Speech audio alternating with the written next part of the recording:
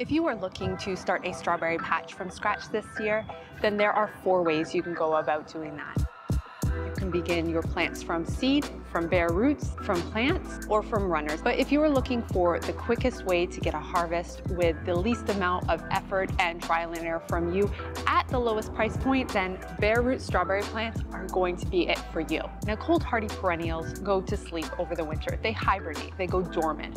And that is what allows us to have bare root strawberry plants and makes the logistics of shipping that much easier.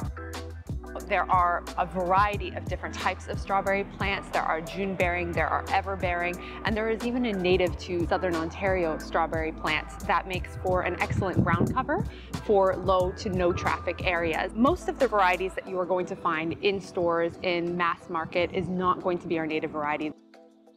All strawberries are going to be cold hardy, they're all going to go through that dormant phase, and they're all going to be available as a bare root plant. Having that bare root plant versus a live plant means that they can be shipped in greater quantities with less logistics. You don't have to worry about having soil around them or making sure that they have adequate moisture or light levels during shipping, and this means that the cost to the end customer is that much lower. So for instance, I picked up this packet here of 30 runners for under $20 at Costco. That makes a very cost-effective getting a large patch started as opposed to picking up a basket of strawberry plants later on in the season.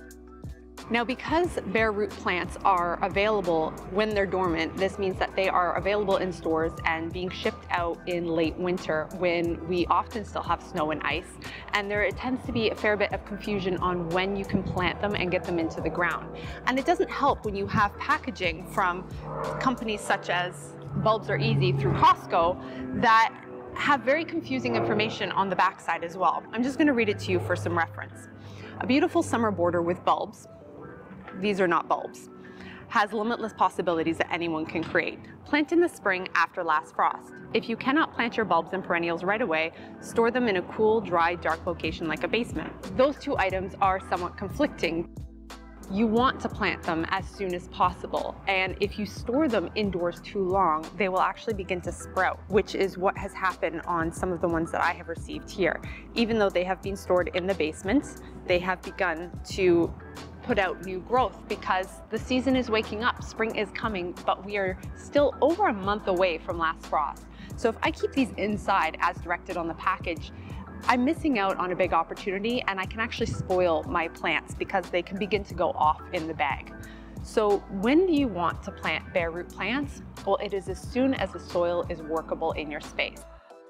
And what is workable soil? It means that it is no longer frozen and it has drained and dried out. You don't want it to be soggy. So it should be kind of the texture of a well wrung out sponge. If you squeeze it, there's nothing extra coming out, but there's still dampness in the soil.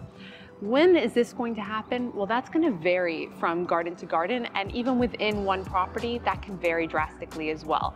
So you really want to monitor your space and know your microclimates, and we cover microclimates in great detail in this video here. Right now, I'm in the first week of April, the last week of March, and they are ready to go in the ground. This is a no-till bed that I have prepped over the last few days, and the soil there is ready for planting for shallow crops. And strawberries have very shallow roots, as do the pansies. So I already have pansies in here blooming and thriving, and I'm now going to add my strawberries. You plant them when they are still dormant before last frost is fine. This also applies to other hardy fruits such as blueberries and raspberries. If you get them as bare root, as soon as you can get them outside, they will thrive and fare that much better than trying to be kept indoors.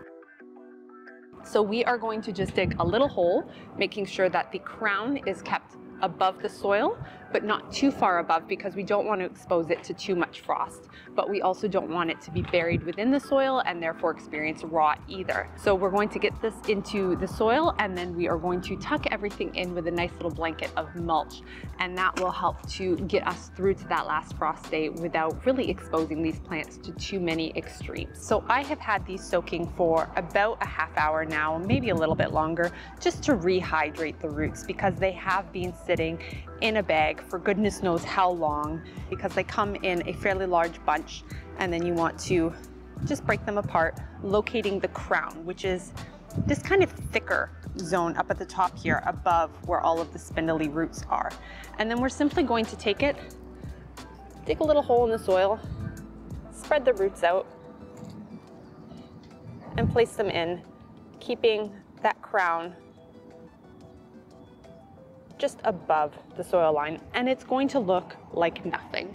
This really looks like nothing. So this might be the most underwhelming final planting that you have ever seen on YouTube, but such is the nature with bare root plants. You probably wouldn't even know that I had put anything in here because it all just looks like mud, and they are all going to come into greenery and blooms and fruit in their own time.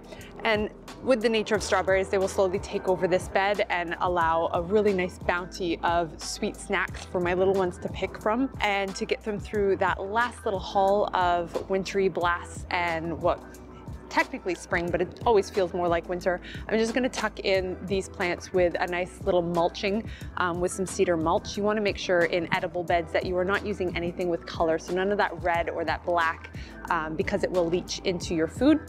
And just be mindful of any containers that you're using with edibles, and since strawberries are edibles, I'm gonna be using a natural cedar mulch to tuck these guys in.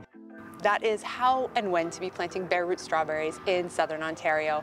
And we cover lots of Southern Ontario gardening tips and tricks, as well as DIYs and kid-focused gardening on this channel, but also over on my website. I have a blog with even more content over there. So make sure to check out both. You can link to the videos here, and I'll also leave a few links down below in the description as well. Thanks for watching.